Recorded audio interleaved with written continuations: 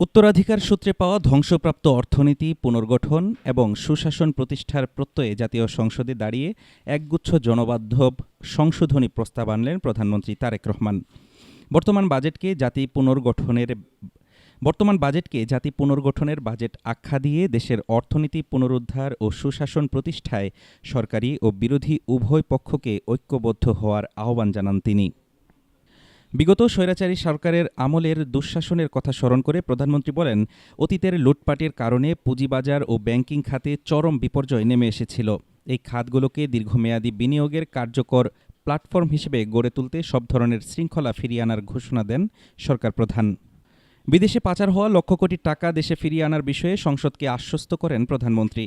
জানান, ইতিমধ্যে ১৩টি দেশে ২৩টি মিউচুয়াল লিগ্যাল অ্যাসিস্ট্যান্ট রিকোয়েস্ট পাঠানো হয়েছে এবং আন্তর্জাতিক সম্পদ পুনরুদ্ধার প্রতিষ্ঠানের সাথে ৬০টিরও বেশি চুক্তি সম্পন্ন হয়েছে।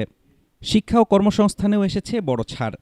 বেসরকারি বিশ্ববিদ্যালয়ের উপর কর ১০% থেকে কমিয়ে ৫% করার প্রস্তাবের পাশাপাশি তরুণদের স্টার্টআপ ফান্ড ও আইটি খাতে ভ্যাট কমানোর আহ্বান জানান সংসদ নেতা। দেশীয় শিল্পের বিকাশে চিংড়ি চাষের খাদ্য, ওষুধ ও স্থানীয় শিল্পের কাঁচামাল, বৈদ্যুতিক তার এবং পিভিসি আমদানিতে শুল্ক ভ্যাট কমানোর একগুচ্ছ সুনির্দিষ্ট প্রস্তাব দেন প্রধানমন্ত্রী। সুশাসন নিশ্চিত করতে বিচার বিভাগের স্বাধীনতা ও সার্বিক উন্নয়নে সুপ্রিম কোর্টকে অতিরিক্ত ১০০ কোটি এবং আইন মন্ত্রণালয়কে ৫০০ কোটি টাকা বরাদ্দের অনুরোধ জানান প্রধানমন্ত্রী। বক্তব্যের শেষ পর্যায়ে বিরোধী দলীয় নেতার প্রস্তাবের পরিপ্রেক্ষিতে পরিবেশ বান্ধব সাইকেলের উপর থেকে সব ধরনের শুল্ক প্রত্যাহারের তাৎক্ষণিক নির্দেশনা দেন তিনি। জুলাই সনদকে সামনে রেখে সংবিধান সংশোধন সহ একটি ন্যায়ভিত্তিক, অন্তর্ভুক্তিমূলক ও নিরাপদ বাংলাদেশ গড়ে তোলার দৃঢ় প্রত্যয় ব্যক্ত করেন প্রধানমন্ত্রী তারেক রহমান। হাফিজুর রহমান তুষার, ঢাকা টুডে।